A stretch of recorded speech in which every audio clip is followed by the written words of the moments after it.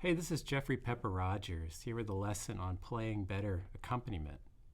You know, when you perform solo, your guitar is the whole band, and it's capable of supplying so much more than just the chords and keeping time. The guitar can cover the roles of bass and drums and add riffs that hold the song together and be a true band in a box. In this lesson, we're going to explore some techniques for getting more out of your accompaniment by paying attention to rhythmic feel, dynamics, chord voicings, and picking hand technique. The goal here is not to play anything tricky or fancy and steal the spotlight from the vocal, but just to make the accompanying parts more distinctive and ultimately to serve the song itself. So let's get started. So the first key to good accompaniment is not playing too much. It's probably the most common mistake with accompaniment is to fill too much space, play too constantly and at full volume all the time. Good grooves on the guitar need breathing room. And that means you, generally speaking, don't want to be strumming on every beat and at full volume. As soon as you establish the tempo, a listener will be able to feel it even when you're not playing it, and the things that you do play will have more impact if you leave space in your accompaniment.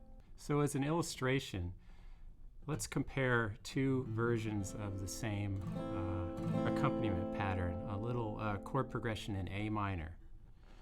First this. 1, 2, 3, 4.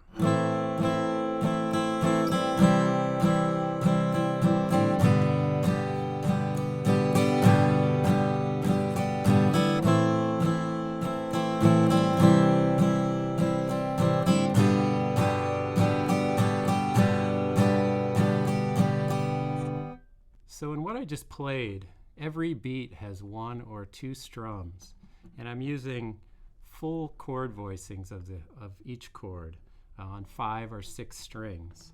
The guitar is ringing constantly and kind of mechanically throughout. So by comparison, check out this version with the same chords. 1, 2, 3, 4.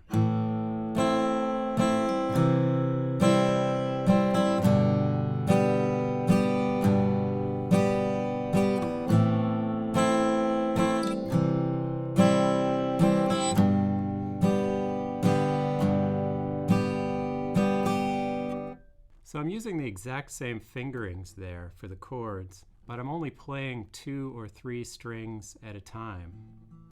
I'm also not playing on every beat, and that example has a touch of syncopation, so it got a much better feel than the first example that I played. An even better idea sometimes than thinning out the strum as I just did is to substitute bass notes for some of the chords in a pattern. So here's the same chord progression with some bass lines substituted for some of the strums of the chord. 1, 2, 3, 4.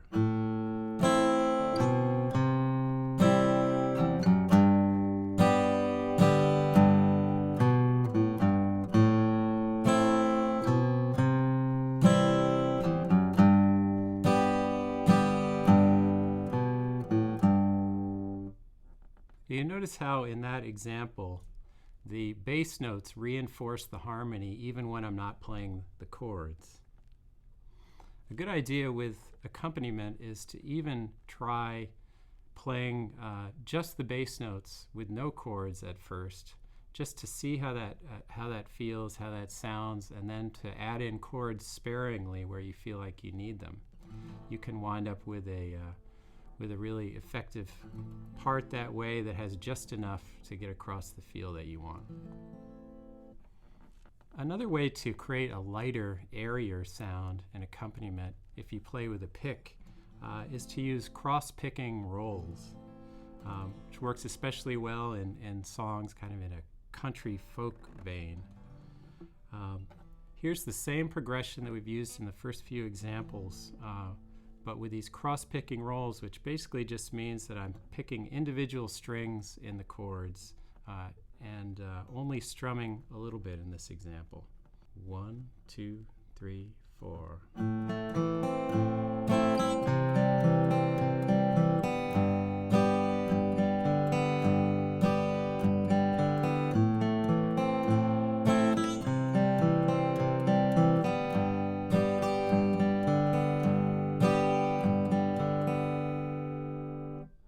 In that example, I'm using down-up alternating picking, and with a very relaxed right hand. And don't worry in that example about necessarily playing the exact strings as they are written out in these examples. As long as you're holding down the chord positions and you're staying in time, you can really pick any of the notes of the chords and kind of make up your own patterns. As you can hear in the examples we've done so far, in accompaniment, a lot of times it works really well to play reduced chord voicings with just a couple of strings or a couple of notes instead of all the available strings that you could play on a given chord. It makes the chords easier to play and also can really tighten up the sound in a way that works really nicely for accompaniment. So here's an example in the key of F, which most guitarists hate to play in because of that F bar chord. But in this case, I'm not going to use the F bar chord. I'm going to use reduced versions of the F and a little progression that goes from F to C to G and back to F again. You can play this one with a pick or a finger style. 1, 2, 3, 4.